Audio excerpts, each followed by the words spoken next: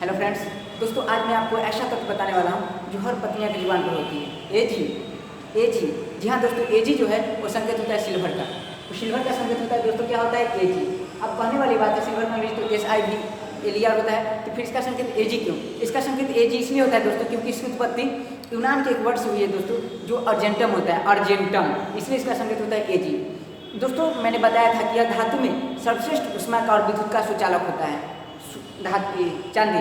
और दोस्तों चांदी इसमें संक्षारण नहीं होता, इसमें जंग नहीं लगता है, लेकिन एक विशेष परिस्थिति में इसमें जंग लग जाता है दोस्तों, जब यह सल्फर से अभिक्रिया करता है, H2S से अभिक्रिया करता है, H2S से अभिक्रिया करता है, H2S से अभिक्रिया करके Ag2S बना लेता है, और Ag2S वो चांदी की जंग का फॉर्मूला है। दोस्तों मैं सभी पर गहन अध्ययन, गहन चिंतन और गहन चर्चा करूंगा दोस्तों, बस आप लोग देखते रहिए, हंसते रहिए, मुस्कुराते रहिए। और देखिए दोस्तों, सबसे पहले मैं चांदी के बारे में बात करता हूँ। तो चांदी एक धातु है और सर्वश्रेष्ठ ऊष्मा और विद्युत का चालक है दोस्तों। इसका जो संकेत होता है Ag होता है, और इसका परमाणु संख्या 47 और परमाणु भर 108 होता है, पता है आपको। अब आगे मैं बात करता हूँ इसका यूज कहाँ कहाँ होता है दोस्तों। तो सबसे पहला तो आपको एक यूज पता है कि आभूषण बनाने में, गहना बनाने में। बाकी यूज मैं ट्रिक्स बताता हूँ, कुछ नहीं करना, बस एक ट्रिक याद रखना है। आज के बाद में दोस्तों ऐसा ट्रिक बताऊंगा कि आप लोग खुश हो जाइएगा। कैसे? जिसका यूज पूछे बस उसी को लिख दो, और उसी को लिख दो, उसका एकदम उसका यूज निकल के आ जाएगा उससे। जैसे हमने पूछा कि सिल्वर का यूज क्या है, कुछ नहीं कीजिए, सिल्वर को लिख दीजिए और लिखिए दोस्तों। सी से हो जाएगा सबसे पहले सिल्वर, मैंने लिखा। सी से होगा दोस्तों सिक्का बनाने में। दोस्तों चांदी का सिक्का बनता है, सिक्का बनाने में। ल से दोस्तों लेपन में, जैसे किसी के ऊपर चांदी का लेप चढ़ाना है तो ले से दोस्तों लेपन में। क्लियर हो गया दोस्तों? उसके बाद व से दोस्तों, व से याद रखिएगा बर्तन बनाने में, चांदी का बर्तन ही बनता है, बर्तन बनाने में। और रस दोस्तों आपने सुना होगा, जैसे दांत है, दांत के बीच में किसी को छिद्र हो जाता है, उसको पसंद नहीं, पैसे वाले उसको पसंद नहीं, तो अगर चाहे तो अपने दांत के बीच जो रंध्र है, छिद्र है, उस छिद्र को बंद करवा सकता है, उस छिद्र से मुक्ति पा सकता है। कैसे दोस्तों? चांदी का लेप चढ़ा के, चांदी का एक मिश्र धातु होता है, उस मिश्र धातु के दांत के अंदर जो रंध्र है, छिद्र है, उसको बंद किया जा सकता है। तो रस से दोस्तों रंध्र को बंद करने में, लेकिन किसके रंध्र को? दांत के रंध्र को, रंध्र को बंद करने में। दोस्तों इसका एक बार 2 बार रिपीट कीजिए, आप लोग प्रैक्टिस कीजिए दोस्तों, एकदम बिल्कुल याद हो जाएगा दोस्तों। इससे बाहर चांदी का एक भी यूज नहीं आएगा। चांदी का यूज दोस्तों सिक्का बनाने में, लेपन में, विद्युत लेपन में, बर्तन बनाने में और रंध्र को बंद करने में। ज़्यादा इंपॉर्टेंट है, रंध्र को बंद करने वाला एग्जाम में पूछा जाता है। उसका दोस्तों आता है चांदी के यौगिक कितने हैं। दोस्तों चांदी के यौगिक भी होते हैं, चांदी के अयस्क भी होते हैं। और दोस्तों चांदी आपको पता ही होगा, चांदी किसी से अभिक्रिया नहीं करता है, लेकिन एक विशेष परिस्थिति में सोडियम साइनाइड से अभिक्रिया करता है। देख लीजिए, पूरा IS लेवल की बात बता रहा हूँ। जो चांदी है दोस्तों, वो चांदी किसी से अभिक्रिया नहीं करता है, लेकिन जब ऑक्सीजन उपस्थित हो दोस्तों, तो वह विशेष परिस्थिति में सोडियम साइनाइड से अभिक्रिया करता है, और सोडियम साइनाइड से अभिक्रिया करके सोडियम अर्जेंटम साइनाइड बनाता है दोस्तों। ये याद रखिएगा दोस्तों। उसके बाद आप याद रखिएगा, चांदी और किसी से अभिक्रिया नहीं करता है, लेकिन 4-5 कंपाउंड जो महत्वपूर्ण बनाता है दोस्तों, उस कंपाउंड के बारे में चर्चा करता हूँ। सबसे पहला कंपाउंड मैं आपके लिए लेके आया हूँ दोस्तों, वो है सिल्वर नाइट्रेट। सिल्वर नाइट्रेट जब चांदी AgNO3 से अभिक्रिया करता है विशेष परिस्थिति में, तो सिल्वर नाइट्रेट बनाता है। अब इसका सिल्वर नाइट्रेट है AgNO3, इसका दोस्तों उपनाम होता है, साधारण नाम होता है, वो याद रखिएगा, वो होता है लूनर कास्टिक। और लूनर कास्टिक पूछा जाता है एग्जाम में कि किस यौगिक को लूनर कास्टिक कहते हैं।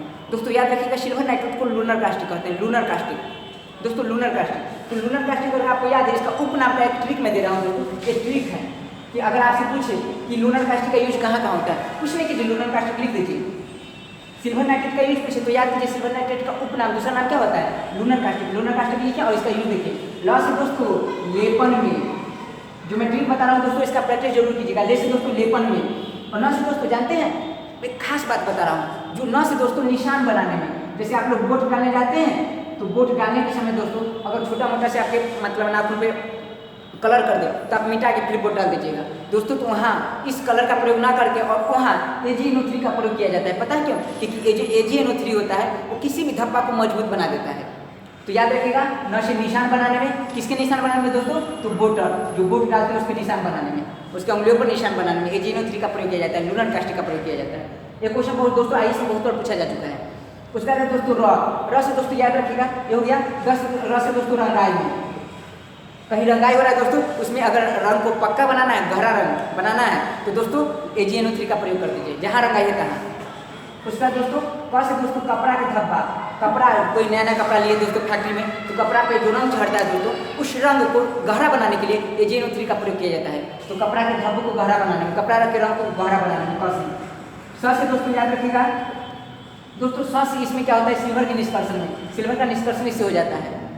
सिल्वर के निष्कर्षण में, और टी से दोस्तों कुछ नहीं, और क से दोस्तों याद रखिएगा, क से जब बाल रंगाता है तो दोस्तों कोई कोई चाहता है परमानेंट कलर हो जाए बाल का, लेकिन परमानेंट तो होता नहीं, फिर भी असर बहुत ज़्यादा देर तक रहता है दोस्तों। तो जो बाल को हम डाई करते हैं दोस्तों, उसमें AgNO3 मिला होता है। तो एक बार इसको रिपीट करते हैं। ल से दोस्तों लेपन में, न से निशान बनाने में, बोटो को जो बोटर है उसके निशान बनाने में, जो बोट डालते हैं उसका अंगुलियों पे अंगूठों पे निशान बनाने में, और र से दोस्तों रंगाई में, क से कपड़ा के दाग धब्बों मतलब जो रंग है उस धब्बा को गहरा बनाने में, और स से दोस्तों सिल्वर के निष्कर्षण में, इसे सिल्वर नाइट्रेट से हम सिल्वर निकाल सकते हैं, Ag को निकाल सकते हैं तो सिल्वर के निष्कर्षण में, और टी से दोस्तों कुछ नहीं, और क से केस के जो डाई है दोस्तों उसके रंग को और परमानेंट बनाने में। दोस्तों हमारा यूनिट का चीज हो गया। उसके बाद मैं अभी आपको बता रहा हूँ दोस्तों सोडियम के कौन कौन से यौगिक के कितना इंपॉर्टेंट है, सिल्वर के कौन कौन से यौगिक कितना इंपॉर्टेंट है, और कैसे उसका यूज को जानेंगे। बस 1 मिनट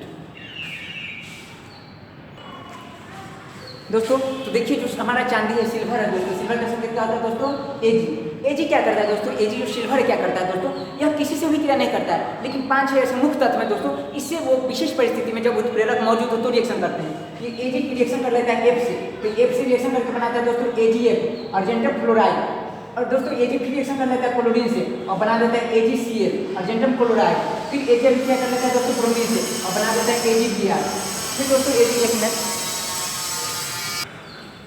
दोस्तों तो यौगिक हो गया, मतलब AgF silver chloride, AgCl silver chloride, और दोस्तों सिल्वर क्लोराइड और AgCl silver bromide, AgI silver iodide और Ag2S सिल्वर सल्फाइड। दोस्तों इसमें से जो 2 है, एक सिल्वर क्लोराइड है और एक सिल्वर सल्फाइड है दोस्तों, इसको याद रखिएगा। ये सिल्वर का मुख्य अयस्क है, इसे कहा जाता है दोस्तों हॉर्न सिल्वर,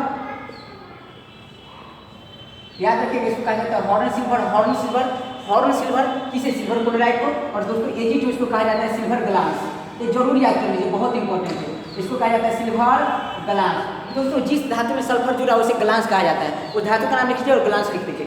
तो Ag में लिखा है तो दोस्तों Ag में सल्फर जुड़ा है, Ag में सल्फर जुड़ा है तो सिल्वर, और सल्फर जुड़ा है तो ग्लास, तो सिल्वर ग्लास, और इसको कहा जाता है दोस्तों हॉर्न सिल्वर। ठीक है दोस्तों, अब मैं बता रहा हूँ दोस्तों इसका क्या यूज है। तो सबसे पहले आते हैं दोस्तों AgF सिल्वर क्लोराइड। तो सिल्वर क्लोराइड का कोई यूज नहीं है, इसका कोई इंपॉर्टेंट यूज नहीं दोस्तों, ऐसा नॉर्मली इसका यूज किया जाता है, तो सिल्वर क्लोराइड को बताते हैं।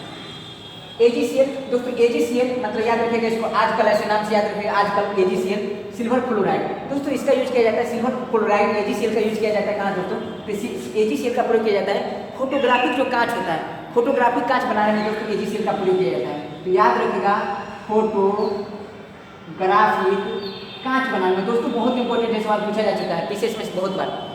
जो दोस्तों AgCl का प्रयोग कहाँ किया जाता है दोस्तों, फोटोग्राफिक कांच बनाने में। अब दोस्तों AgBr का प्रयोग कहाँ किया जाता है, सिल्वर ब्रोमाइड का। तो दोस्तों सिल्वर ब्रोमाइड का प्रयोग किया जाता है दोस्तों, वो किया जाता है फोटोग्राफिक प्लेट है उसमें, तो फोटोग्राफिक कांच में AgCl का और फोटोग्राफिक प्लेट में AgBr का। तो याद रखिएगा फोटोग्राफिक और प्लेट में किया जाता है। प्लेट में कहाँ किया जाता है दोस्तों, आप देखते हैं जब सिनेमा हॉल जाते हैं, सिनेमा हॉल में जाते हैं तो पर्दा होता है दोस्तों, पर्दा पे AgBr का पर्दा चढ़ा होता है, ताकि माने जो हमारा मतलब मूवी उसका फोकस हो सके। तो AgBr का प्रयोग कहाँ होता है दोस्तों, फोटोग्राफिक प्लेट बनाने में। AgCl का प्रयोग फोटोग्राफिक कांच बनाने में। दोस्तों क्लियर होगा दोनों, एकदम रिपीट कर लीजिए, मायने बैठा लीजिए।